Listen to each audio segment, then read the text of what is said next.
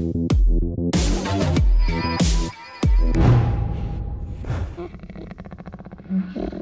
personally do not conceive not only the Palme d'Or but any other prize being given to a film and then not being able to see this film on a large screen. It's a statement that the President made. I think, as in many matters, there is room for everybody.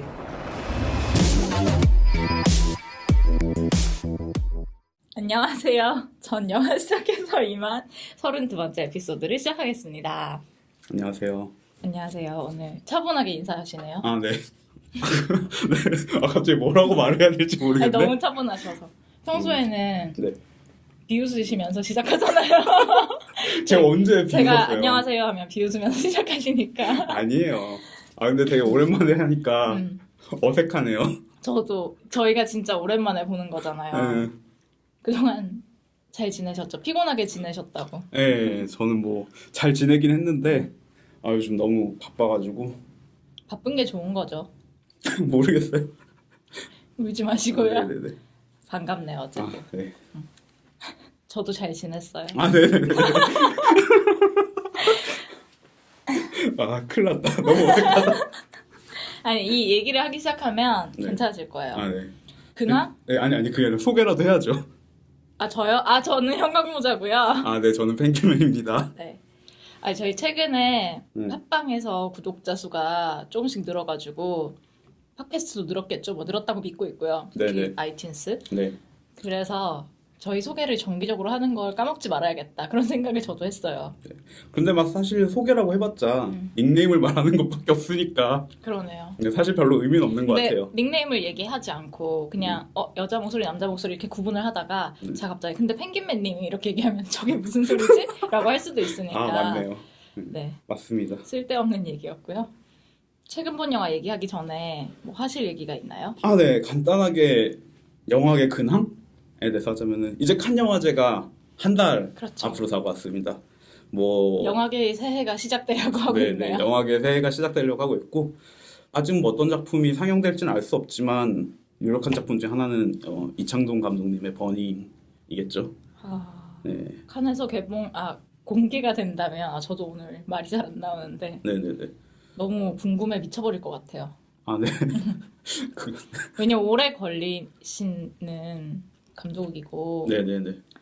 영화가 좀처럼 자주 안 나오다 보니 아마 라인업에 있지 않을까 싶고 올해 칸 영화제는 그만큼 대기 중인 작품들이 좀 많아가지고 많이 치열할 걸로 예상이 되고 그래서 얼마나 좀 새로운 감독들이 껴들어갈 자리가 있을지 궁금한데 기대되는 유명한 거장이요? 혹은 유명 감독의 작품이면 어떤 게 있을까요? 뭐 좀 떠올려 보면은 일단 테렌스 멜릭 감독의 작품이 아마 분명히 테렌스 멜릭은 100% 넣었고요. 제가 봤을 때 왜냐면은 영화 제목이 기억이 지금 안 나는데 작년에 이미 완성을 했어요.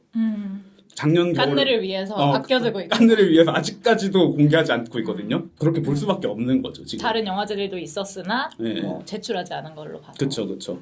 지금 거의 반년 정도 시간이 흘렀는데 영화가 완성된 지 당연히 이제 칸을 위해서 기다리고 있을 거고 그 외에 저희가 지난 시간에 했던 루카 구아나디노의 새 영화도 있을 거고 또 누벨바그의 고다르 영감님도 새 영화를 만들었다고 하고 또 대단하시네. 라스 폰 트리에도 지금 재기 지은지 칸느 낼 수 있어요? 제 생각에 낼 것 같아요.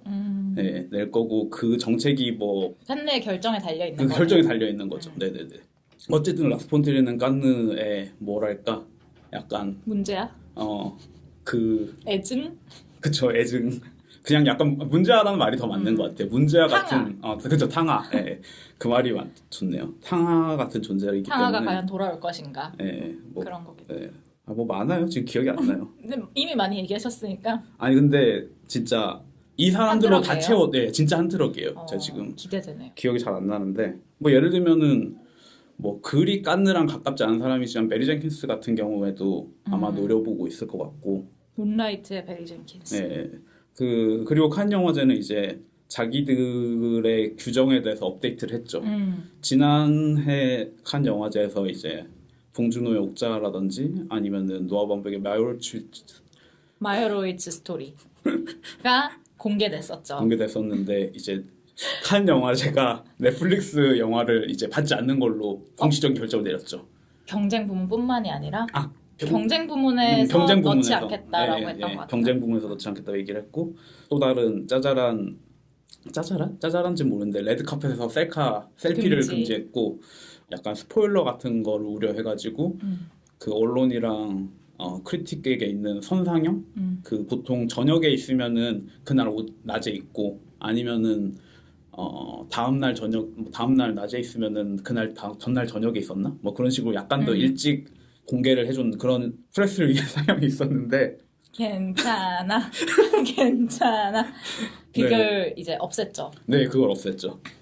그래서 근데 그러면은 네. 저는 잘 모르지만 그런 선상영에 갔던 평론가나 기자들이 트위터로 짤막하게 감상을 남기잖아요. 네네. 그런 것들 때문에 그런 문제가 되는 그런 거죠. 것들은 왜냐면 영향이 있어요. 정식 기사는 사실 엠바고가 있으니까 네 맞아요. 그렇고요. 오늘 저희가 다룰 영화가 레디 플레이어 원이잖아요. 저희가 그걸 소개를 안 했네요. 네네네.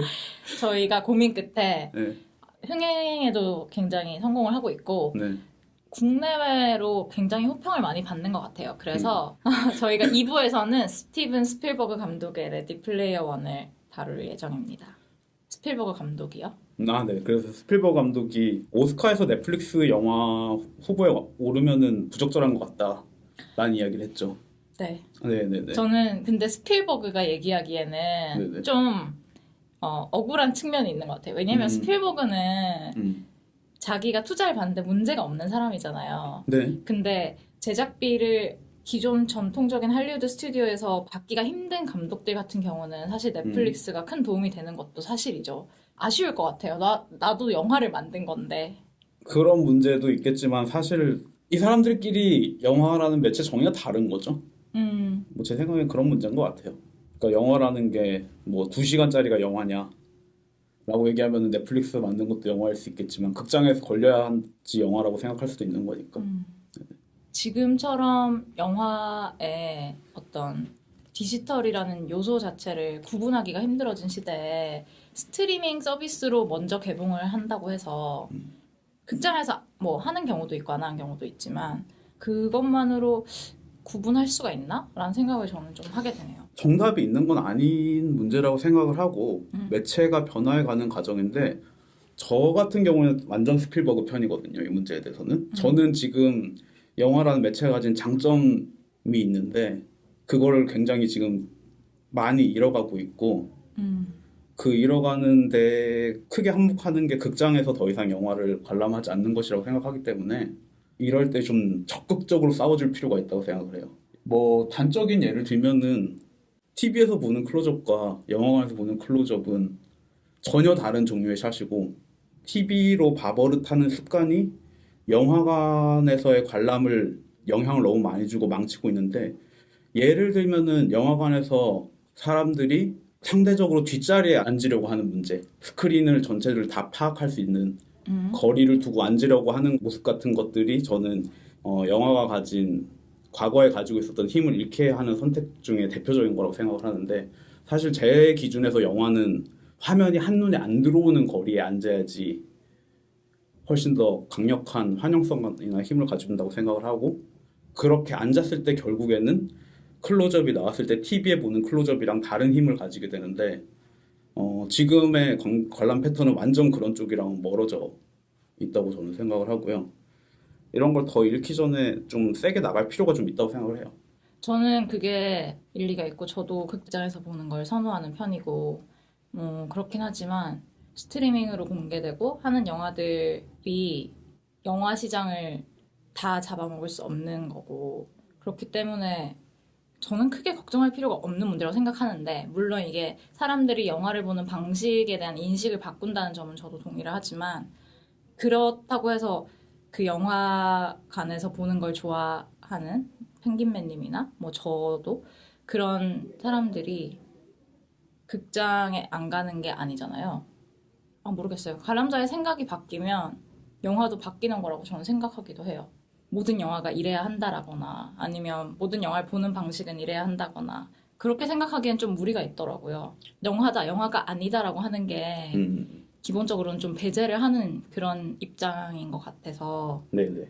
뭐 그렇게 말을 하는 게 의미가 있지만 예를 들면 크리스토퍼 놀란이나 스필버그처럼 그렇게 발언을 하는 거는 의미가 있지만 저에겐 이렇게 느껴지기도 해요. 모마에서 전시되는 그림과 그냥 사인이 운영하는 조그마한 갤러리에서 전시되는 그림의 차이처럼 느껴지기도 하고 그러니까 둘 다 미술이긴 한데 흔히들 이게 진짜 미술이야라고 생각하는 경향이 있잖아요. 뭐 좀 적절한 비유가 아닐 수도 있는데 저는 거기에 약간 배제적인 뉘앙스가 묻어나는 거는 조금 동의하기 어렵다라는 생각이 들었어요.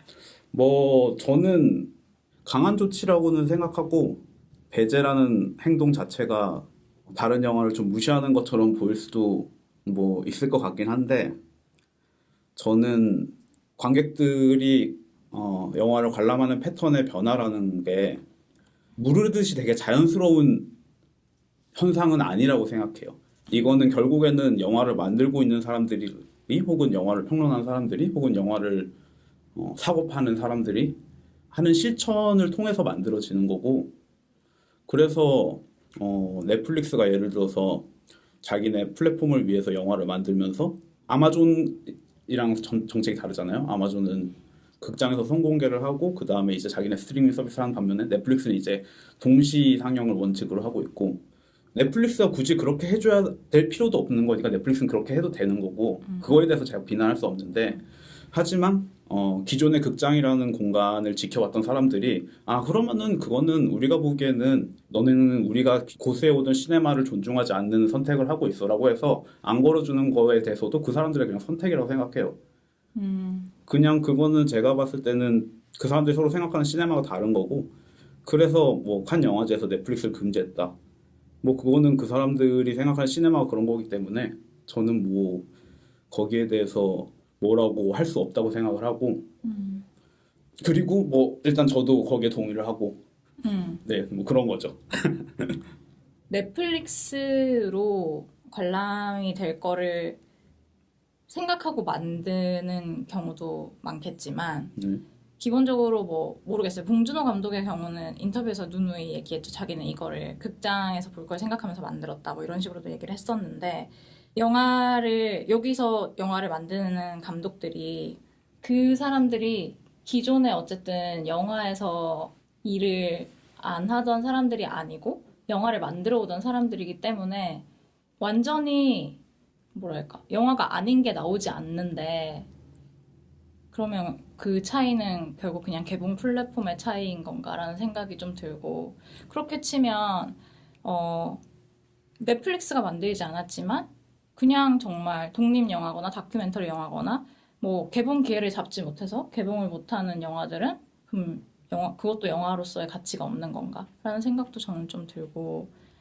모르겠어요. 당연히 극장 관람을 우선시하는 정책 자체는 좋지만 좀 너무 배제적이다라는 생각은 드네요.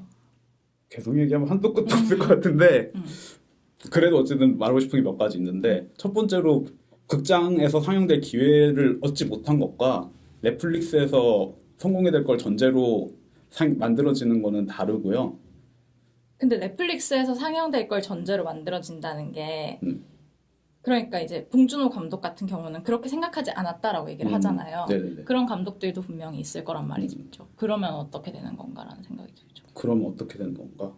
결국엔 이건 가이드라인이고 이 결정이 뭐 선이다라고 얘기를 하는 건 아닌데 개봉 플랫폼이 다를 뿐인 게 아니라 제가 기준에는 그게 어마무지한 차이라는 거예요. 저한테는. 결국에는 뭐 그런 인식의 문제인 것 같고요. 제 생각에는. 근데 그게 영화 미학에 영향을 미친다면 그냥 개별 영화를 제출을 받아서 영화적으로 우수한 게 있다라고 생각이 되면 다르게 볼 수 있는 거 아닌가. 뭐 그런 생각도 듭니다. 근데 그 영화적이라는 것 자체가 칸 국제영화제가 보기에는 극장에서 상영하는 게 되게 중요한 일인 거죠.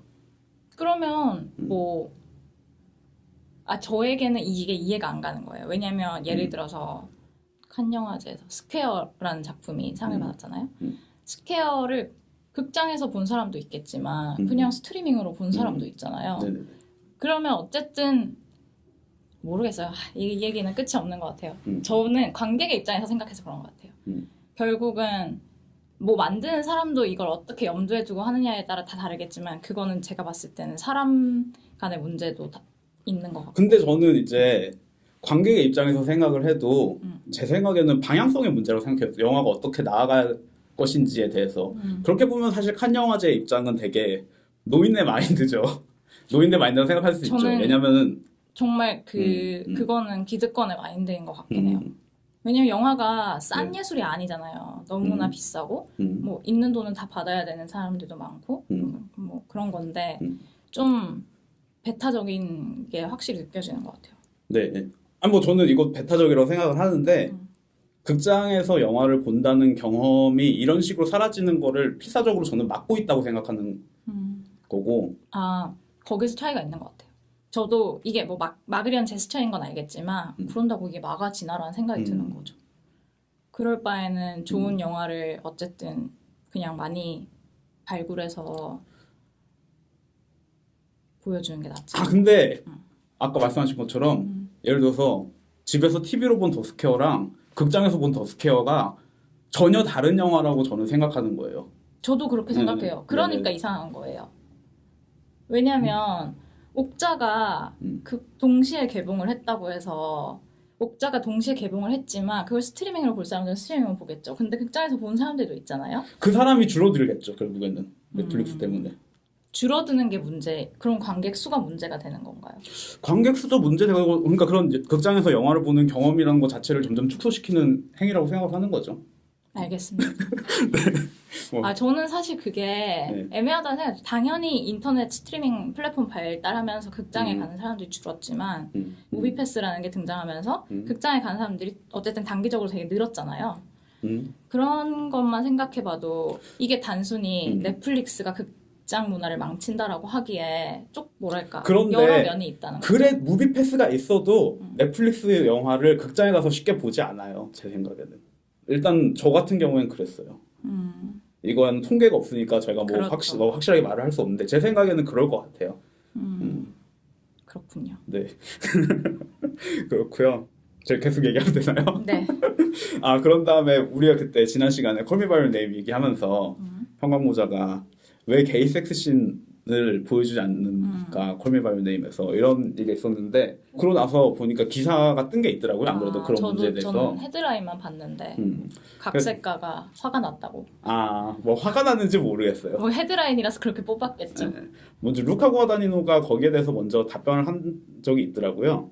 루카 구아다니노의 말을 제가 간단하게 뭐 요약하자면은 관객들이 혹은 뭐 어쨌든 대중이 올리버와 엘리오가 사랑을 하는 모습을 응시하는 것 자체는 굉장히 불필요한 개입이라고 생각을 하고 카메라가 팬을 해서 나무를 보여주는 게 다른 방식으로 그걸 보는 거라고 생각을 한다라고 이야기를 했고 저는 이 답변은 맞다고는 생각하는데 그러면은 여전히 해결이 안 되는 게 그때 형광모자가 그런데 마르지아? 그쵸 마르지아와 엘리오. 엘리오의 나도 올리오? 뭐 이러고 있었네. 마르지아와 엘리오의 섹스씬은 왜 보여주냐라고 얘기했는데 그 부분에 대해서는 확실히 설명하지 못하는 답변인 것 같아요. 그 부분은 사실 언급도 안 했죠. 네네네. 저는 그게 보여주는 것도 큰 것 같아요. 거기에 대해서 이제 콜미 바이 유 네임은 각색한 제임스 아이보리가 루카가 이제 노출신을 넣을 생각이 없었다는 거는 거짓말이다. 없었을 수는 있지 않을까요? 자기 각본에 그냥 있었다 뿐이지. 근데 이제 자기한테는 그렇게 얘기 안 했다는 거죠. 이 사람 요지는 그런 거였던 것 같아요. 저도 갑자기 저도 읽은 지 좀 돼서 갑자기 좀 헷갈리는데 제 기억에 의하면은 자기한테 그렇게 얘기하지 않았다고 얘기한 것 같고 그러면서 이제 전체적으로 영화에서 남성의 노출이 부족한 것에 대해서 또 언급을 하면서 이 영화가 그렇게 찍힌 거는 티모시랑 해머가 계약을 할 때 그냥 전면 노출을 안 하는 걸로 계약을 했기 때문이다. 하지만 자기는 이게 옳은 결정이 아니라고 생각을 하고 많은 뭐 설득을 했어야 된다 이런 건가요? 그렇게 자세하게 얘기는 안 했는데 보여줬어야 된다는 거죠. 뭐 설득을 했던 배우를 사실 갈았던. 뭐 원작에도 굉장히 길게 묘사가 되어 있다고 하고. 근데 뭐 원작에 있고 없고는 저는 전혀 중요한 문제는 사실 아니라고 생각하는데.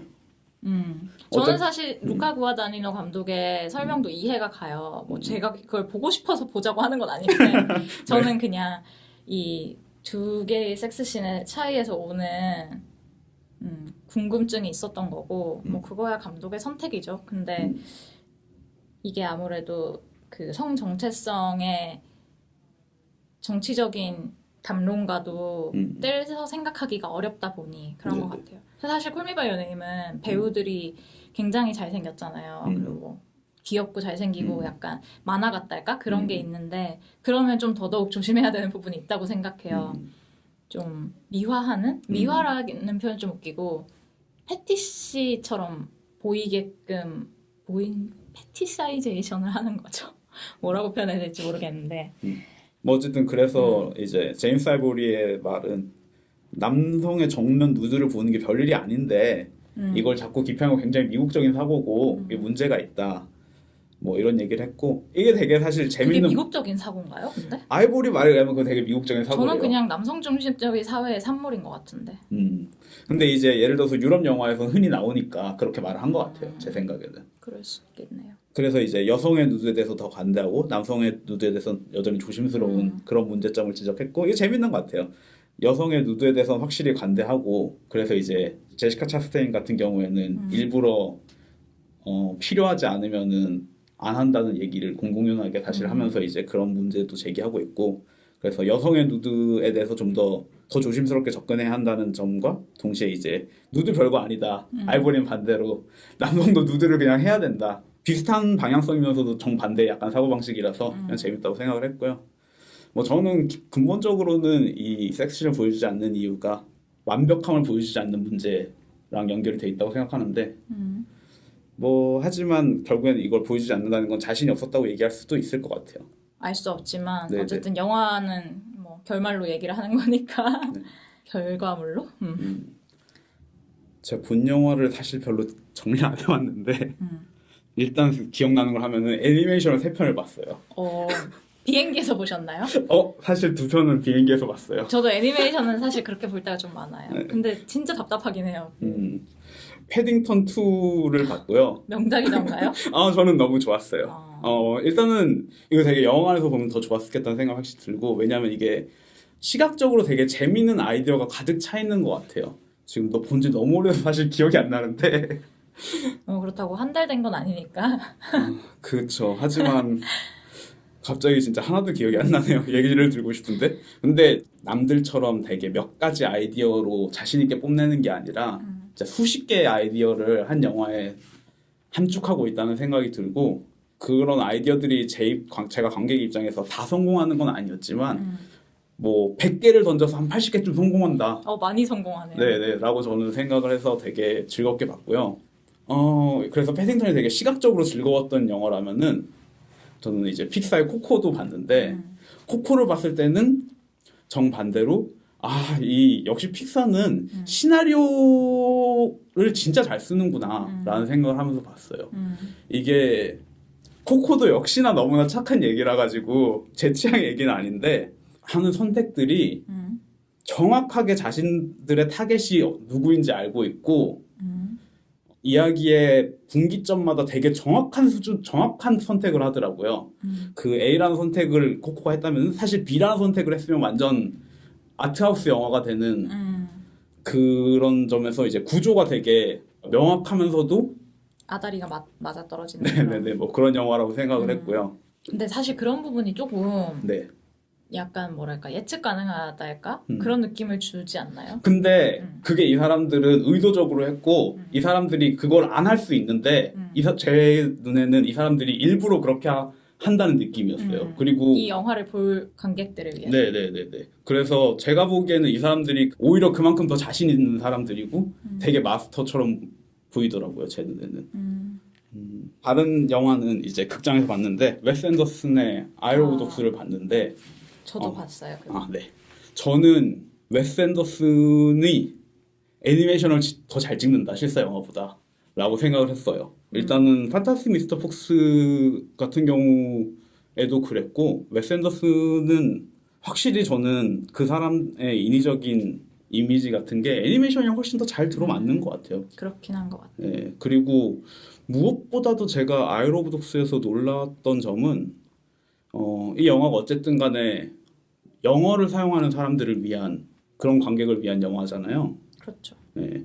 그래서 트랜슬레이션에 대한 부분을 굉장히 염두에 두고 만들었는데 뭐 대사를 하면서 어떤 경우에는 동시 통역사가 네, 동시 통역사가 하기도 하고 아니면 뭐 자막을 넣을 때도 있고 그걸 되게 여러 가지를 바꿔가면서 해가지고 해외 영화들이 미국에 진입하는 장벽 중에 하나가 이제 자막에 대한 문제인데 거기에 대해서 되게 청사진까지는 모르겠는데 어쨌든 되게 혁신적인 방안을 제시하고 있어가지고 이거는 약간 기념비적인 면이 있다라고 생각을 했고요.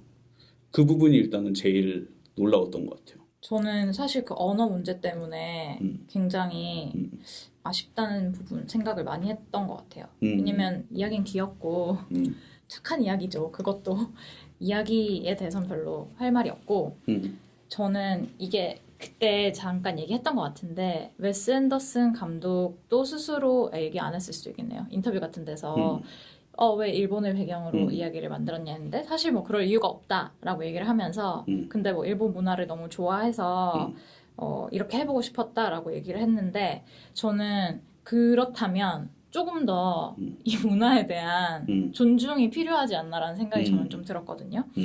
그래서 사실 제가 영화를 보면서 왜 일본에서 했을까라는 생각을 했을 때 가장 눈에 띄는 요소는 정말 그냥 그 쿨해 보이는 글씨들과 자막을 통해서 오는 약간 깨알 같은 웃음? 그런 거랑 좀 피상적인 아이코닉한 그런 것들 갖다 쓰는 거에 불과하다고 느껴졌어요. 특히 뭐 예를 들면 그 호쿠사이 그림 같은 거를 약간 패러디해서 그 안에 파도 속에 강아지를 집어넣는다거나 그런 것들. 근데 말씀하셨듯이 이제 자막을 최대한 사용하지 않기 위해서 강아지가 짖는 부분은 아예 영어로 통역되었다라고 영화 시작부에 재밌게 자막이 나왔고 또 이제 사람들이 하는 말 같은 거는 대부분이 이제 동시 통역이 되거나 아니면 다른 캐릭터, 미국인 캐릭터가 번역을 해주는 식인데 뭐 그거는 그렇다고 치더라도 강아지들이 짖는 부분이 영어로 통역된 게 아니라 강아지들은 영어로밖에 말을 못 하더라고요. 영어를 밖에 못 알아듣고 그래서 자기 강아지 스포츠를 찾아서 그 소년이 왔을 때 강아지들이 일본어를 못 알아듣죠. 근데 사실 그게 좀 저는 말이 안 되는 설정이라고도 생각하고 자막을 최소화하기 위해서 짧은 말이나 그냥 문맥적으로 알아들을 수 있는 부분들은 일본인들이 하는 말이 그 자막도 아니고 통역도 안 되는데 그렇기 때문에 약간 어떤 특정 단어를 반복한다거나 아니면 그냥 외침 같은 것들만 일본어로 들리는 거예요. 그래서 마치 일본인이 외국에 와서 일본어로밖에 못하니까 그걸로 의사표현을 하고 싶어 하는데 이게 브로큰으로 들리는 그런 느낌이 들더라고요, 저는. 그래서 그 좀 리뷰를 찾아봤는데 어떤 아시아계 평론가가 미국에서 그 얘기를 했었어요. 일본인들이 바로 자기의 나라 안에서 외국인이 되는 현상이 일어난다고, 이 영화 안에서. 그래서 뭐 발음은 둘째치고 실제로 그 소년을 연기한 성우와 시장 캐릭터 그 메가사키라는 시의 시장을 연기한 캐릭터는 일본어 발음도 되게 좋지 않은 편인데 발음이야 둘째치고 그 브로큰 재패니즈를 구사하면서 의미를 정확히 알 수 없는 말들을 막 내뱉는 그 장면들에서 미국인 관객들이 막 이렇게 재밌어서 웃음을 터뜨리는 게 저는 되게 불편하더라고요. 또 중요하게 나오는 캐릭터가 그레타 거윅이 연기한 그 교환학생 캐릭터인데 교환학생도 절대 일본어를 쓰지 않나요. 뭐 그 호스트 가정 할머니한테는 약간 쓰는데 뭐 어쨌든 간에 학교에서도 영어를 쓰고 그 이 문제를 해결하기 위해서 여기저기 고군분투할 때도 일본어가 아니라 영어를 사용하는데 그 오노 요코가 연기한 오노 요코라는 캐릭터가 있잖아요. 과학자 캐릭터. 그 사람한테 갔을 때 오노 요코가 막 울고 있는데 영어로 계속 막 질문하면 그 오노 요코가 일본어로 대답을 하고 조금 있다가 다시 영어로 그리고 굉장히 짧고 서툰 영어로 연기를 한 거겠죠. 오노 요코가 얼마나 영어를 잘하는데 그 짧고 서툰 영어로 다시 자기가 한 말을 반복해 주는데 저는 그게 물론 자막을 없게 하기 위한 노력인 건 알지만 뭐랄까 왜 일본인이 일본에서 이야기를 하는데 미국인 교환학생에게 모든 걸 다 통역을 해주고 저는 그런 부분들이 좀 이해가 가지 않는 선택이라는 생각이 들었어요. 그래서 많이 아쉬웠고 또 이 여학생 캐릭터는 다른 문제도 있는 게 일본 이게 메가사키시의 문제란 말이죠, 영화가. 근데 다른 메가사키시의 시민들 혹은 일본 시민들도 엄두를 내지 못했거나 아니면 사실 질문하거나 반박하지 못했던 일본 그 메가사키시의 시장의 생각을 바꾸는 거는 이 여학생이란 말이에요.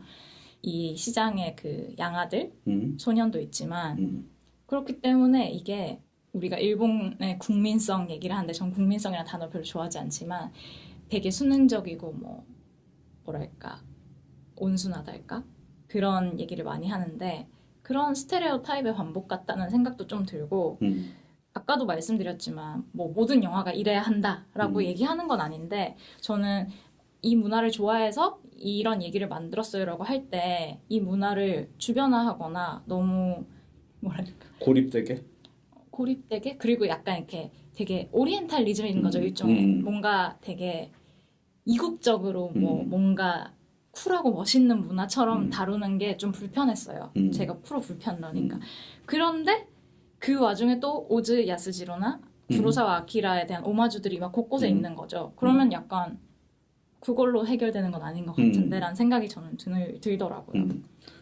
저는 큰 틀에서는 오리엔탈리즘이 맞다고 생각하는데 그럼에도 불구하고 제가 생각하는 그 이미지와 불필요한 대사는 아예 번역하지 않아 버리는 결단 같은 거는 되게 맞아요. 놀라운 결단이라고 생각을 하고 어떻게 보면 약간 미래에 어떤 식으로 나아갈 수 있을지를 보여주는 선택이라고 생각을 하고 그리고 저는 사실 웨스 앤더슨이 그냥 일본 문화를 좋아해서 이 배경을 했다고 사실서 생각하진 않아요. 그럼 왜 그럴까요? 이거는 저는 좀 생각을 해봐야 되는데 어차피 이건 인종 문제에 관한 이야기라고 생각을 하거든요. 그리고 웨스 앤더슨이 그렇다고 뭐 되게 깊이 고민했다고 생각하지는 않는데 개와 고양이라는 것 자체가 하나의 인종으로서 존재한다고 기본적으로 생각을 하고 그 안에서 인종적인 화해에 관한 이야기라고 생각을 해가지고 그 남자 캐릭터와 여자 캐릭터 서양인 캐릭터를 등장시킨 거라고 사실 생각을 하고 하지만 그 서양인 캐릭터가 짝을 이루는 대상과 어떤 갈등 관계에 있는 게 아니잖아요. 뭐 오히려 약간 짝사랑을 한다는 식으로 얘기를 하기도 하고 그렇기 때문에 관계가 딱 들어받는다라는 느낌은 들지 않았던 것 같아요. 차별이나 그런 분리 정책 이런 거를 하면 당연히 이제 그런 메타포가 없을 수 없지만 웨스 앤더슨이 어느 정도로 조사를 했는지 모르겠는데 그 일본 전쟁 때 생각하면 실제로 개가 불길하다고 해가지고 추방하고 다 죽이는 동네들이 있었거든요. 저는 그런 것도 사실 그러면 그런 데서 영감을 받았을 수는 있겠네요. 네, 근데 그걸 말하지 않았을 것 같아요. 그런 부분들을. 왜 말하지 않았을까요? 왜냐하면 웨스 앤더슨 영화가 그래서 그렇다고 자기가 이거에 대해서 깊이 들어가는 게 아니거든요. 그래서 오히려 그런 오히려 말을 하면은 정말 문제점이 보인다고 생각해요. 근데 이 영화는 오히려 저는 그러니까 이게 기본적으로 난 그냥 재밌는 이야기를 만들었어. 그게 그 사람 실제로 그런 거기도 하고요. 근데 일본에서 선택한 이유는 있었을 거예요. 제 생각에는. 그리고 그건 제가 봤을 때 2차 대전이랑 관계가 있을 거고 이미지만 봐도 제 추측에는 일부러 말하지 않는다. 그리고 2차 대전 하니까 저번에도 저 잠깐 얘기했던 것 같지만 예고편 봤을 때 버섯구름 나온다고 그런 얘기를 했었는데 이 이야기를 보면 어쨌든 그게 버섯구름 전혀 아닌 걸로 나오죠. 그냥 이제 뭔가가 추락을 해서 먼지가 일어나는 거긴 한데 버섯구름을 연상시키는 이미지이기도 하고 메가사키라는 이름 자체가 굉장히 나가사키 연상시키기도 하는데 이 쓰레기 섬도 방사능에 오염된 땅이기도 하고 그래서 저는 이게 약간 저 되게 심각한 이야기인데 그냥 이 사람한테는 어떤 비주얼 요소의 하나인가? 라는 생각이 들어서 다른 문화를 다룰 때는 조금 더 조심해야 된다는 생각은 저는 들어요. 뭐 영화면 됐지라고 할 수도 있는데 그리고 실제로 되게 제가 느낀 차이는 제 주변에서 많진 않지만 이 영화를 본 그러니까 미국인이 아닌 관객들은 그런 부분들을 많이 느끼는 편인데 제 주변에서 이 영화를 봤다고 하는 미국인들이나 아니면 제가 영화를 같이 봤던 그 시간대의 관객들을 봤을 때는 반응이 굉장히 좋았거든요. 재밌었다고 하더라고요. 그리고 막 강아지 좋아해? 그럼 좋아할 거야. 이런 식으로 얘기를 하더라고요. 그래서 이게 확실히 미국 시장만을 할 거라면 상관이 없는데 저는 좀 그런 부분은 실망스러웠던 것 같아요. 저는 오히려 이게 웨스 앤더슨이 왜 일본에서 찍었는지를 웨스 앤더슨의 말을 안 믿고 파고 들어가면은 사실 좀 재밌는 부분이 있을 거라고 생각을 하는데 그럴 수 있겠네요. 네, 근데 누가 그 정도의 열정을 가지고 이걸 할지 왜냐하면 어쨌든 간에 웨스 앤더슨의 영화는 사실 시각적으로 그냥 충족시켜주는 부분이 많고 그런 점에 특별히 포커싱이 된 영화라 가지고 하지만 뭐 어쨌든 그 지금 아이로보독스의 그러한 문제점에서 지적하는 거는 계속 해야 되는 일이고 그러면서 오히려 저는 미국은 대단하다고 생각해요.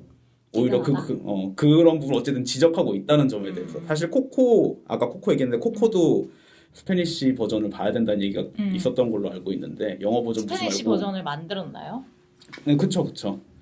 그게 뭐 정식 버전인지 뭔지 모르겠는데 어쨌든 아니면 스페인어 멕시코 개봉용으로 만들었는지 뭐 그런 건지는 모르겠는데 그 버전을 보면 훨씬 좋다라는 이야기를 하는 사람들이 있었고 그럴 수도 있죠. 네, 사실 노래 같은 경우는 그 가사를 1절은 뭐 영어, 2절은 스페인어 이런 식으로도 했더라고요. 아 그래요?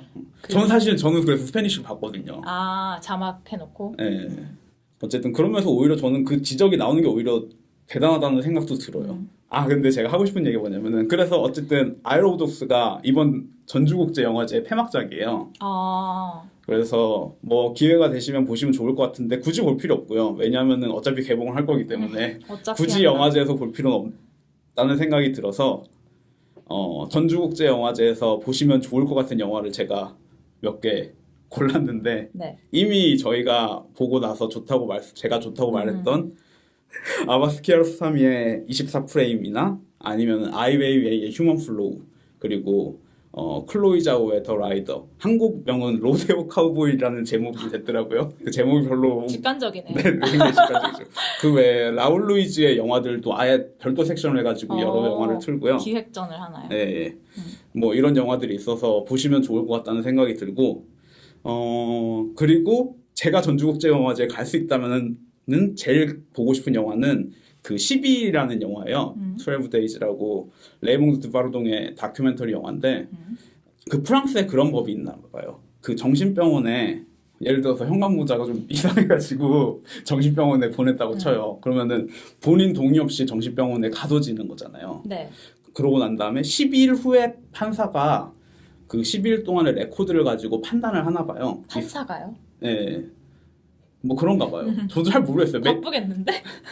트레일러만 봤기 때문에 저 잘 모르겠고요. 근데 그리고 영화 소개도 제가 읽어봤는데 두 줄밖에 없어가지고 심플하게 하셨구나.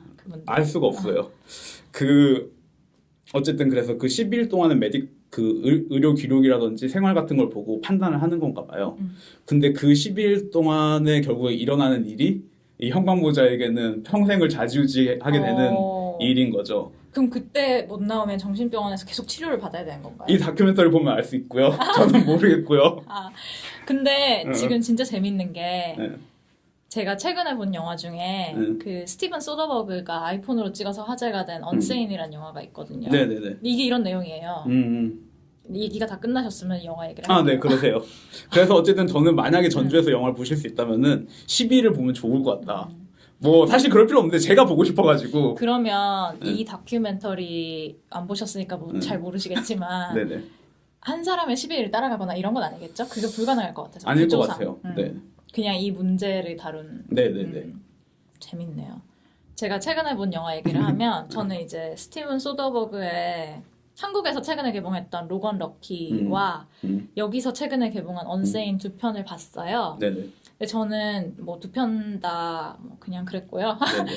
소더버그를 별로 안 좋아하나 봐요. 안 좋아하는 걸. 근데 제가 네. 또 그 오션스 시리즈 이런 것도 되게 재밌게 봤거든요. 근데 그게 오래 전이니까. 그럴 수도 있어요. 네. 그냥 고등학생 때 재밌으니까 이럴 수도 있는데 아무튼 언세인 얘기를 하자면 이거는 이제 전체를 아이폰 7 플러스로 찍어서 화제가 된 작품이고 뭐 이게 처음은 아니지만 어쨌든 이렇게 장편을 이렇게 하는 경우는 드무니까 이 얘기가 주인공이 정신병원에 강제 수감이 돼요.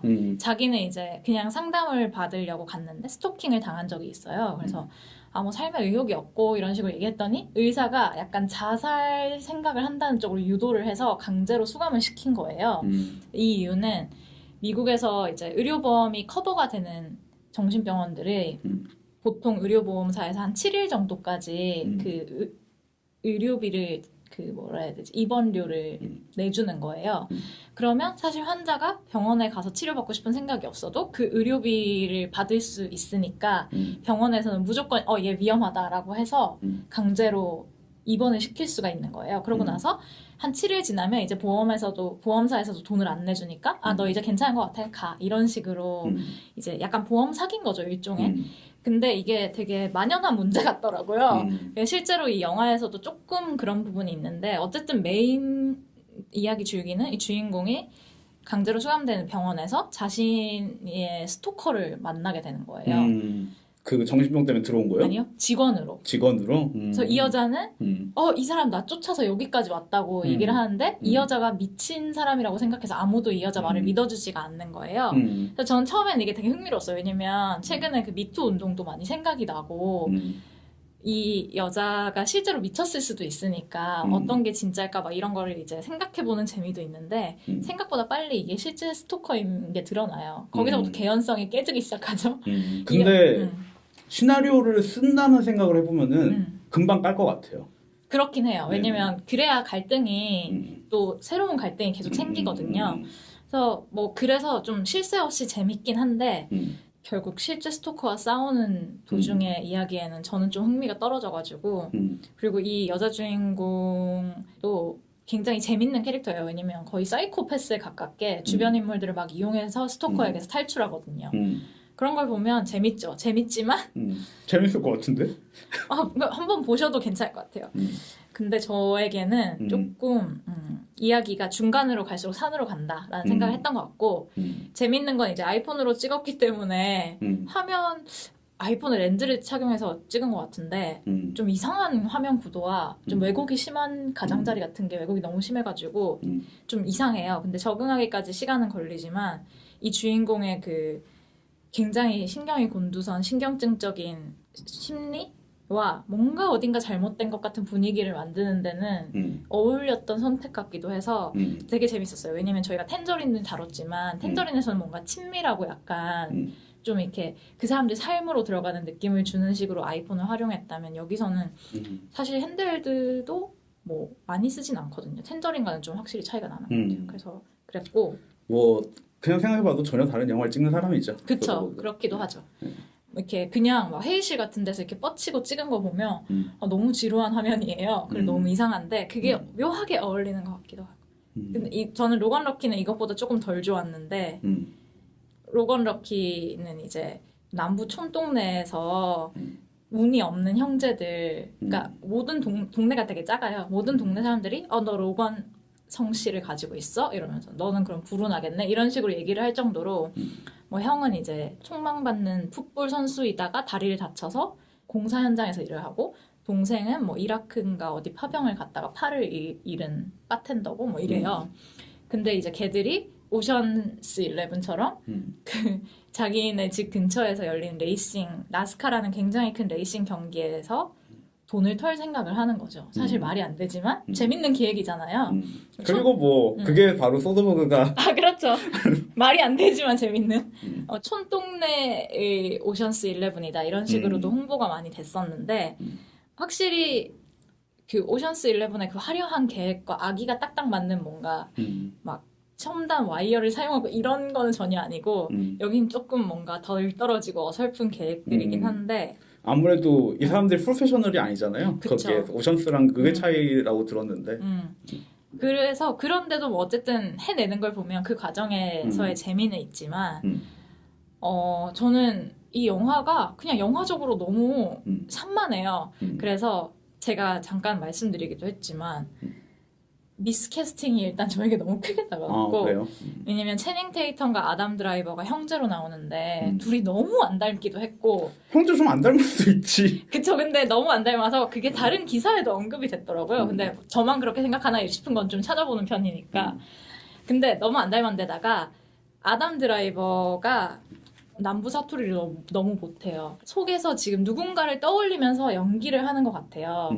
그래서 보면은 누군가를 자꾸 뭔가 그 성대모사 하는 듯한 느낌이 들고 네. 그 와중에도 자꾸 이제 액센트가 깨지는 부분들이 나오고 대박은 이제 다니엘 크레이그가 남부의 엄청 그 화이트 트래시인데 감옥에서 복역 중인 남자로 나오는데 호쾌한 캐릭터인데 너무 안 어울리더라고요. 이 역할에 도전한 것 자체는 굉장히 인상적이라는 생각이 들어요. 자기의 틀을 깨고 머리도 하얗게 막 그 백발로 해가지고 막 하는데 남부 사투리도 못하고 너무 기본적으로 너무 생긴 게 엘레강스 해가지고 이 사람이 막 어설픈 막 그 음식물로 폭탄 만드는데 저는 와닿지도 않았고 그런 미스캐스팅이 하나가 있었고 또 하나는 이 영화가 정확히 이 사람들을 어떻게 보여주고 싶은지를 잘 모르겠다는 생각이 전 들었는데 기본적으로는 주인공인데다가 어쨌든 언더독이 돈을 훔쳐서 행복하게 살게 되는 이야기를 하고 싶었다는 점에서 이 남부의 흔히들 말하는 이런 사람들이 트럼프 지지자구나 하는 정말 그 뭐랄까 블루칼라의 남부의 백인들인데 따뜻한 뭔가 인간적인 시선을 담는 거는 맞는데 그와 동시에 이 남부의 삶의 방식을 약간 개그 소재로 이용하면서 약간 조롱하는 듯한 느낌도 저는 들더라고요. 그래서 저와는 정말 상관없는 데모그래픽이지만 제가 약간 저거는 뭐지? 라고 할 정도로 좀 이게 조롱하는 시선 같은 것들이 느껴져서 이 영화가 트럼프 시대의 오션스 11이라고들 많이 평가하는데 그렇다기에는 조금 그 삶의 방식에 대한 통찰이 좀 부족하지 않나.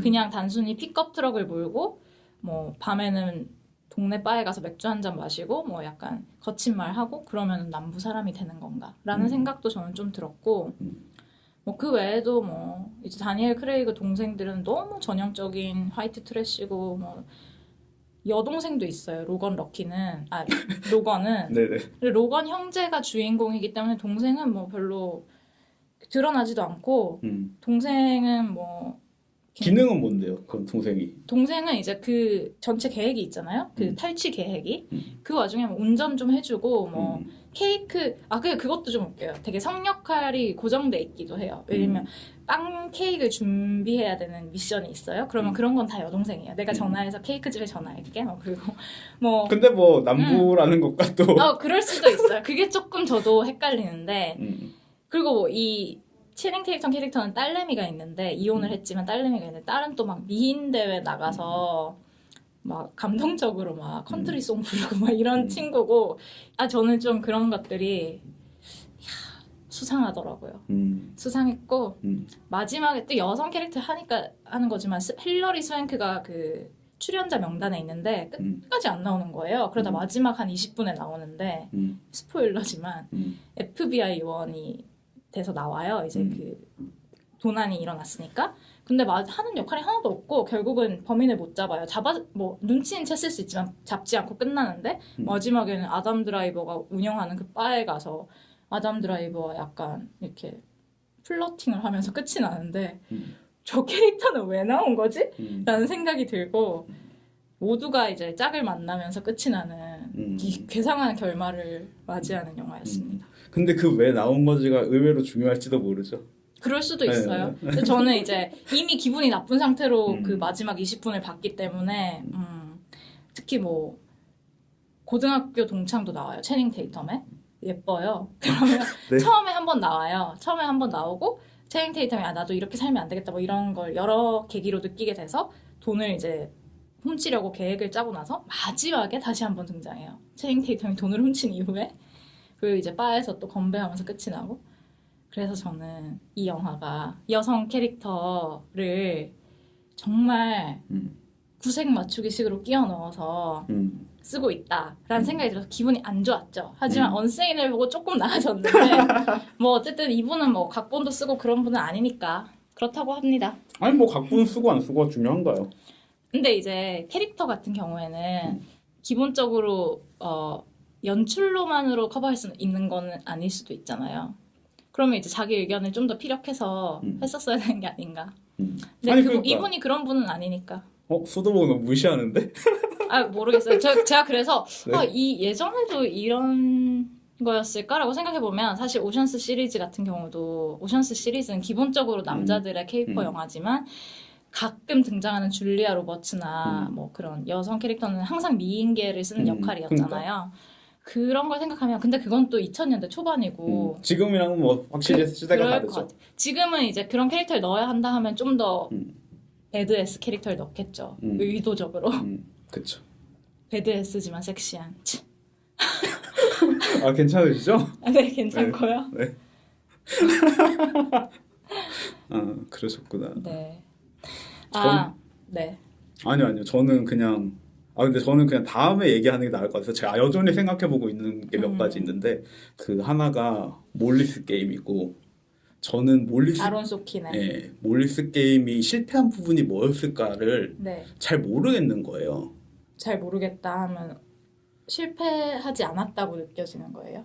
아니요. 저는 실패했다고 느끼는데 대체 윈드리버 왜 같은 그랬을까? 경우에는 이런 거. 뭘 하려다가 실패했는지 알 것 같은데 몰리스 게임 같은 경우에는 이 사람이 뭘 시도하려고 했는 건지를 제가 잘 모르겠는 거죠. 근데 문제는 아론 소킨이라는 사람이 각본만 생각했을 때는 사실 그냥 실패하진 않았을 것 같고 되게 뭔가 해보려고 했던 게 있었을 거라고 저는 그냥 생각이 드는 거죠. 그러고 나서 다시 생각해보면 사실 좀 재밌는 구석은 좀 있거든요. 뭐 예를 들면은 제가 지금 이건 뭐 나중에 그냥 다시 얘기하는 게 나을 것 같은데 그냥 간단하게만 얘기하면은 그 몰리스 게임에서의 제시카 차스텐이 너무 신체를 보여주는 옷을 입는다고 하셨는데 옷만 그렇다기보다도 네. 뭐 그냥 그런 네, 그런 캐릭터잖아요. 근데 저는 역으로 그런 생각도 들더라고요, 요즘에는. 이 캐릭터가 벗어야 되는데도 불구하고 이 영화에선 억지로 기어이 안 벗고 있는 거 아닌가? 라는 생각까지 심지어 들고 원래는 더 벗는 캐릭터였는데. 네. 뭐 가장 제가 사실 생각하고 있는 점은 몰리 블룸이라는 이름을 가진 캐릭터 중에 가장 유명한 캐릭터는 율리시즈에서 나오는 율리시즈의 상대역인 몰리 블룸이라는 캐릭터인데 이 여자가 되게 성욕이 왕성한 여자거든요. 그 율리시즈 안에서. 저는 지금 생각하고 있는 거는 아론 소킨이 몰리 블룸의 실화 에세이라고 해야 되나? 그 원작을 읽었을 때 그 율리시즈를 떠올렸을 거라는 생각이 들어요. 그럴 수 있겠네요. 네, 그리고 실제로 제가 지금 영화를 본 지 좀 돼서 기억이 안 나는데 그 영화 안에서 율리시즈에 대한 언급이 있어요. 뭐 숙제 얘기하면서였나? 뭐였는지 잘 기억이 안 나요. 저도 저도 본지 기억이 오래됐어요. 안 나네요. 그래서 저는 정말 아론 소킨이 몰리스 게임으로 해보려고 했던 게 뭐였을까가 사실 굉장히 궁금하고 왜냐하면 제시카 차스테인도 확실하게 여성의 캐릭터의 묘사에 대해서 굉장히 민감한 사람이란 말이에요. 그럼 이 여자랑 아론 소킨이 손잡고 만들려던 게 도대체 뭐였을까? 그거에 대해서 저는 사실 지금 굉장히 관심이 있고 재밌을 것 같아요. 네. 그래서 보도를 부탁드립니다. 그래서 제가 사실 몰리 블룸 책도 사서 읽고 있는데 근데 이게 영어로 와가지고 자서전 네, 제가 지금 진도가 너무 안 나가서 중요한 부분을 읽어야 되는데. 네, 어제는 좀 힘들고요. 그래서 제가 과연 이 관심사를 언제까지 유지할 수 있을지가 좀 저를 보도는 모르고 무기한. 그래서 제가 지금 그래서 얘기를 안 하려다가 사실 요즘 가장 많이 생각하고 있는 건 사실 이 문제라 가지고 그렇고 왜냐면은 뭐 그냥 이건 사실 믿음이죠. 그냥 아론 소킨이 지금까지 쓴 시나리오 봤을 때 이 그냥 사람이 뭐 이렇게- 바운더리가 되게 넓은 사람이라 가지고 그냥 실패했을 것 같지는 않은 거예요. 그럴 수도 있을 것 같아요. 그리고 그 외에 고민하고 있는 게 몇 가지 더 있는데 근데 어차피 다 아직 결론이 안 난 문제라 가지고 얘기하는 거 의미가 없을 것 같은데 뭐 생각하고 있는 건 이제 우리는 같은 꿈을 꾼다에 대해서도 생각하고 있는데 저는 일단 우리는 같은 꿈을 꾼다는 제가 여기서 얘기했을 때 시각적으로만 되게 매혹적이고 그 막상 그 안은 좀 빈 것 같다라고 제가 얘기를 했었는데 지금은 생각이 좀 바뀌어가지고 되게 좋은 영화라고 일단은 생각을 하고 있는데 뭐 그런 거는 나중에 얘기해도 될 것 같고요. 그거 말고 또 굉장히 소수의 작품이면 지금 포커싱을 좀 하고 있어가지고 의문이 든 거를 해결을 하고 넘어가지 않으면은 안 될 것 같아서 작년에 영화를 보면서 들었던 의문 중에 몇 가지 남아 있는 게 예를 들면은 겟아웃 같은 경우도 그 예시고요. 저는 사실 그 불안이 있어요. 내가 레이시스트라서 겟아웃을 싫어하는 건 아닌가? 레이시스트인 것과 흑인이 이 영화를 보는 경험을 완전히 이해할 수 없는 건 또 다른 문제 아닐까요? 뭐 다른 문제지만 그거는 예를 들면 저는 웨스 앤더슨이 레이시스트라고 생각하지 않거든요. 그냥 그 사람들은 일본인이 혹은 뭐 다른 아시아인이 이 영화를 볼 때 어떤 생각을 할지를 완전히 이해하지 못했다라고는 생각하죠. 다른 인종을 배척해야 되는 생각을 가진 사람이 기본적인 레이시스트의 정의겠지만 제 말은 어쨌든 다른 인종의 경험에 대해서 이해하지 못한다면은 자기에 대해서 성찰해봐야 되는 문제라고는 생각하는 것 같아요. 뭐 이해하려고 노력하는 건 좋은 것 같은데 저는 그래도 결국 느끼는 거에는 근본적으로 차이가 있을 수밖에 없다고 생각해요. 내가 해온 경험이 다르고. 저는 그 말에 동의하는데 그래서 그걸 그냥 인정하고 어쩔 수 없어라고 놔두는 거는 문제적이라고 생각하는 거죠. 어쩔 수 없어라고 하면 뭘 할 수 있나요? 내가 흑인이 될 수는 없잖아요. 그리고 내가 흑인의 역사를 가질 수 없는 거고. 네네네. 막연한 얘기밖에 할 수 없는데 그냥 이해하려고 해보려고 노력하는 거죠 뭐. 더 공부할 수 저도 있는 이해하는 거고. 건 좋은 것 같아요. 이해하려고 네. 노력하는 건 좋은 것 같아요. 이해하는 거는 이해하는 건 가능할 수도 있죠. 제 느낌은 보는 경험이 다르기 때문에 이 영화에 대한 감상은 다를 수밖에 없다라는 생각이 드는 거죠. 네, 그 경험이 블랙팬서를 보고 환호를 하는 것과 근데 그 경험이 내가 지금까지 살아온 게 다르고 그 경험이 달라서 이해할 수 없는 분명히 벽은 있을 텐데 그냥 정말 단순히 얘기해서 저희가 겟아웃에 대해서 어쨌든 제가 이미 얘기해 놓은 게 있고 판단하는 것 자체를 보류해야 된다? 아니요 판단을 보류해야 된다는 게 아니라 어쨌든 간에 제 생각에는 그냥 단순히만 좀 더 치열하게 고민해 볼 필요가 있는 것 같아요 저는. 내가 타인이 당연히 될 수 없는 거고 거기에서 분명히 장벽이 존재할 텐데 뭐 그걸 그냥 그렇게 인정해 버리면은 거기서 끝인 것 같고 그러면 안 되는 것 같아요 저는. 그게 그래서 내가 끝끝내 겟아웃을 싫어하더라도 저는 거기에 대해서 계속 의심은 좀 해봐야 될 것 같다는 생각을 여전히 좀 하고 있어요. 또 본 거 얘기해도 되나요? 아 그럼요. 마음대로 다 얘기하시고요. 뭐 더. 제가 최근에 본 영화는 이거는 좀 사실 본 지가 좀 돼서 저도 기억이 좀 가물가물한데 셀리 포터라는 영국인 여자 감독이 최근에 발표한 더 파티라는 영화를 봤는데 이게 작년에 여성영화제에서 상영을 했던 것 같아요. 서울에서. 대학살의 신 같은 어떤 연극을 원작으로 한 영화거나 아니면 적어도 어쨌든 연극 같은 구성의 어떤 영화라고 상상을 하고 갔는데 실제로 그런 영화고요. 실제로 그런 면이 있는 거는 맞고요. 그냥 정말 그 아파트 한 맨션에서 주인공 여자가 이제 정치인이에요. 자기 당에 무슨 장관이 됐어요. 장관이 돼서 이제 축하할 겸 친구들을 초대해서 저녁 파티를 하는 그런 내용인데 이 부조리 극의 요소를 굉장히 많이 가지고 있어요.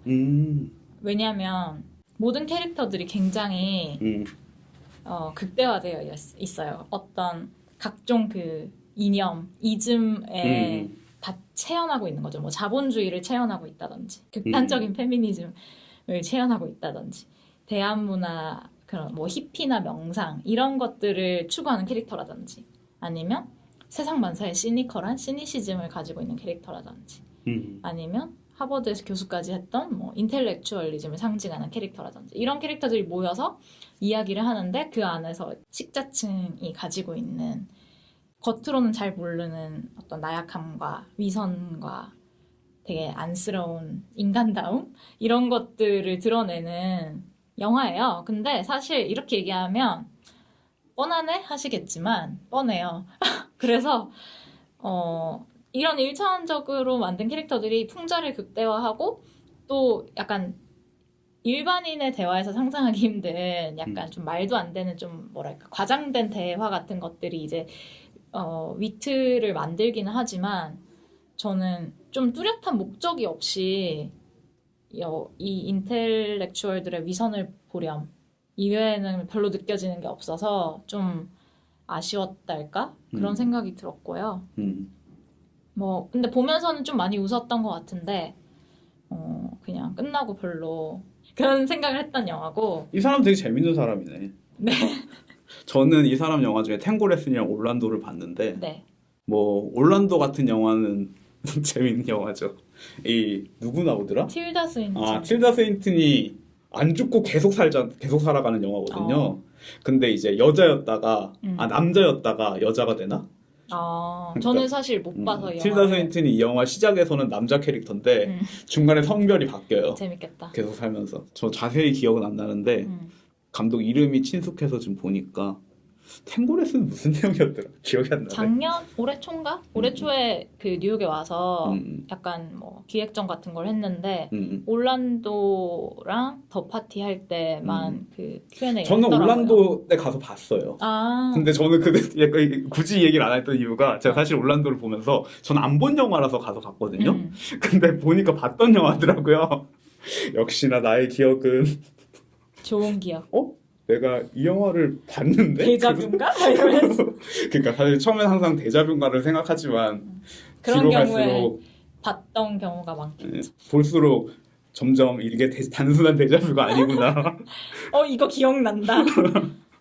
뭐 그런 거죠. 네. 이 감독 되게 멋있어요. Q&A 할 때. 아, 그래요? 네, 되게 아니, 저는 멋있었어요. 예고편을 보고 굉장히 많이 기대를 해서 그래서 조금 아쉬웠을 수도 있어요. 근데 감독이 멋있는 거랑 아. 작품이 좋은 건 전혀 다른 아니, 얘기니까. 근데 이 작품이 응.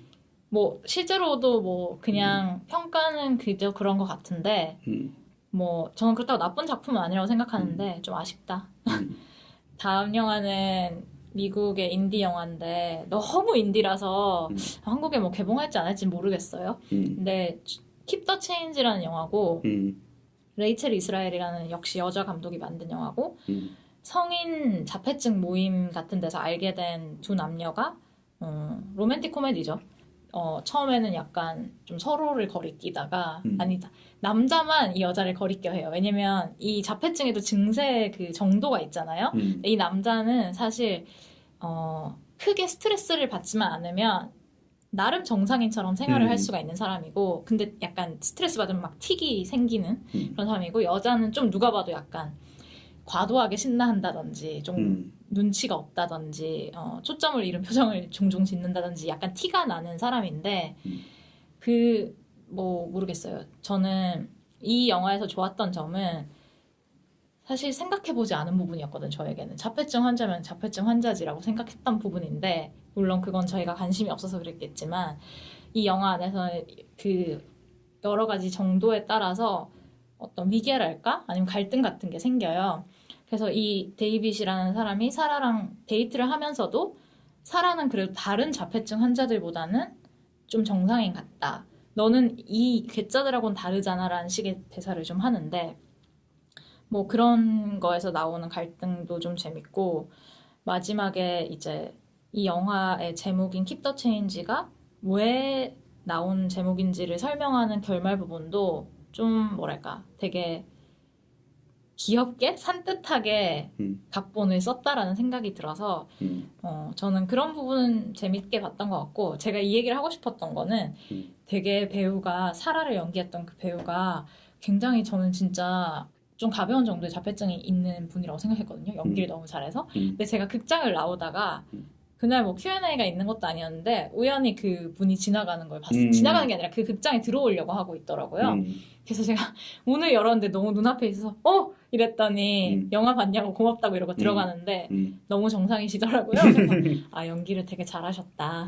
뭐 그런 생각이 들어서 뭐 로맨틱 코미디를 좋아하시는 분들은 뭐 모르겠어요. 재밌게는 볼 수 있을 것 같다라는 생각이 들었고 또 하나는 제가 스티브 부세미를 좀 좋아해서 데스 오브 스탈린이란 영화를 봤어요. 아르만도 이아누치라는 감독의 영화고 이분이 TV를 주로 작업을 하셔서 제 기억이 맞다면 전주에서 아마 상영할 겁니다. 데스 오브 스탈린이요? 뭐 사실 근데 제가 지금 확신이 없어요. 저도. 왜냐면 쓱 보면서 얘 거. 그러니까 아까 그 얘기 하려고 했는데 네. 잠깐만 얘기하자면 폐막작으로 아이 오브 독스를 하는 게 맞는 건가? 너무 유명한 작품 그냥 걸어버리는 거 아닌가? 그냥 그런 생각이 좀 들어서 아쉬웠어요. 근데 뭔가 좀 프로파일을 높이고 싶다? 이런 것 때문에 근데 유명 감독 영화를 트는 건가? 그거 잘 모르겠어요. 그러니까 예전에는 분명히 안 그러던 시기가 있었는데 아시아 프리미어라도 되나? 곧 개봉할 영화고 근데 아시아 프리미어일 수도 있어요. 그런가? 하긴 왜냐면은 전주가 5월 어차피 초니까. 베를린에서 틀고 나서 얼마 안 됐기 때문에. 근데 아시아 프리미어라도 좀 크게 그냥 틀면 되지. 뭔가 개막작과 폐막작에 이런 영화를 트는 게 좋은 선택인가? 이거 어쨌든 아이 로브 독스는 큰 영화고 뭐 어쨌든 애니메이션이지만 큰 영화인데 좀 더 자기 영화제 색깔을 보여줄 수 있는 영화를 틀어야 되는 거 아닌가? 그리고 전주는 어쨌든 부산에 비해서는 좀 더 인디펜던트한 맞아요. 영화를 튼 영화제고 굳이 이런 영화를 폐막작으로 이런 영화? 그러니까 저는 아이 로브 독스가 괜찮은 영화로 생각하지만 이렇게 좀 큰 영화를 전주국제 영화제 폐막작으로 선정하는 게 이 영화제의 성격과 맞는가를 생각했을 때 좋은 선택은 아니라는 생각이 들어서 어차피 많은 사람들이 보러 갈 영화라서 좀 아쉬운 것 같기도 해요. 네. 데스 오브 스탈린 얘기를 하면 네네. 이 영화는 프랑스의 그래픽 노블을 원작으로 한 정치 풍자 코미디 영화인데 독재자 스탈린이 죽고 나서 그 지도자 공백 상태를 두고 스탈린 휘하에 있던 여러 순회들이 약간 암투를 벌이는 그런 이야기고요. 스티브 부세미가 실존 인물이었던 니키타 후르쇼프를 연기하는데 이 사람이 서열 자체가 막 1위, 2위였던 건 아닌데 이제 여러 인물의 이해관계를 파악해서 동맹을 맺고 이제 유력한 경쟁자를 제거하면서 승승장구하고 끝내는 이제 높은 자리에 앉는 인물인데 그까지는 영화가 나오진 않고요. 그 경쟁자를 제거하는 게 이제 줄거리인데 이 영화 같은 경우에 이 후르쇼프라는 인물은 사실 더 좀 복합적으로 재밌는 부분이 있어요. 왜냐면 이 사람이 나중에 권력을 잡고 나서는 거의 처음으로 공석에서 스탈린이 독재자였다라는 평가를 한 사람이기도 하고 이전에 그 실권을 잡았던 사람들은 자기와 반대되는 정적들을 대부분 이제 사형을 시키거나 처형을 했는데 이 사람은 그런 방식을 좀 반대하는 온건파였고 그렇기 때문에 이제 뭐 추방 정도? 뭐 당에서 축출? 이 정도로 그쳤던 좀 재미난 인물이에요. 근데 영화는 사실 그 부분은 보여주지 않고 실제 타임라인과도 조금 다르지만 각색을 해서 스탈린의 사후에 죽음부터 장례식까지의 짧은 시간 동안 이제 우왕좌왕하는 그 소련 수뇌부들에 대한 풍자에 포커스를 둔 영화예요. 되게 웃겨요. 웃기고 저보다 미국 관객들이 더 재밌게 보는 것 같았어요. 왜냐면 저는 사실 러시아에 대한 지식도 별로 없었고 기본적으로 한국이 러시아에 대한 큰 감정이 있는 나라가 아니다 보니 미국인 관객과는 조금 다르지 않을까라는 생각이 드는데 웃으면서도 저는 그냥 이게 마냥 웃기지는 않더라고요. 왜냐면 사실 현실이 그냥 웃어 넘길 수 있을 만큼 좋은 현실도 아니고 현재 러시아도 그렇고 또 하나는 이게 러시아는 이렇게 바보스러운 나라야 라는 거 외에 큰 메시지가 있을까? 라는 생각도 조금 들어서 좀 생각해봐야겠지만 마냥 웃기지는 않더라고요. 그리고 마지막으로 얘기하고 싶은 영화는 게임 나잇이라는 영화인데 이 영화는 제가 볼 줄 몰랐어요. 어쩌다 보게 됐는데 코미디 영화고 감독이 두 명인데 존 프란시스 달리 그리고 조나단 골드스틴이라고 둘이 자주 작업을 하는 감독이고 저는 모르는 걸 많이 했더라고요. TV나 뭐 아실 필요는 없는 감독인 것 같아요. 근데 이 영화가 코미디로서 성취하는 바가 굉장히 알차다는 생각은 들었어요. 생각 정리하지 않았지만 보는 내내 되게 재밌게 봤고 이야기를 크게 멀리서 지켜보면 아 그래 이렇게 끝나는 게 맞지라는 생각이 들지만 보는 동안은 굉장히 재미가 있었고 이 영화가 제가 특히 레디 플레이어 원 준비를 하면서 이거를 봤기 때문에 레디 플레이어 원과 유사한 부분이 조금 있어요. 조금 아주 조금 주인공들이 게임을 한다는 점. 근데 이제 레디 플레이어 원은 VR로 이제 게임을 하는 거고 게임 나잇의 주인공들은 실제로 이제 모여서 게임을 하려다가 어떤 사건에 휘말리는 건데 주인공들이 게임을 한다는 점이 비슷하고 또 하나 있어. 되게 중요한 공통점이 있었는데 그래요. 네. 기억이 안 나네. 진심 기억이 안 난다. 아무튼 저는 보면서 이렇게 저예산으로 물론 레이첼 맥아담스와 제이슨 베이트먼이라는 좀 유명한 배우가 나오긴 하지만 이렇게 저예산으로 이렇게 그냥 이 정도 재밌게 만들면 됐지 뭐 라는 생각이 좀 드는 정도로 왜 제가 간대했을까요? 기대치가 낮아서 그럴 수도 있는데 그런 생각이 들었습니다. 특히 레디 플레이어 원에 들어간 천문학적인 돈을 생각해 보면서 그런 생각을 했습니다. 그러셨구나. 네, 네, 그러면은 1부는 여기까지 할까요? 그럽시다. 저희 다음 에피소드 어떡하죠? 아. 다음 에피소드 33번째에는 판타스틱 우먼 크리스티안 렐리오? 아닌데? 세바스티안 렐리오? 네. 감독님. 칠레 감독인 세바스티안 렐리오의 판타스틱 우먼으로 33번째 에피소드는 진행이 될 예정이고요. 지금 급 정했고요. 2부에서는 스필버그 감독의 스티븐 스필버그 감독의 레디 플레이어 원으로 돌아오겠습니다. 네. 감사합니다. Come with me, This is the Oasis. and you'll be It's a place where the limits of reality are your own imagination. world of your imagination. People come to the Oasis for all the things they can do.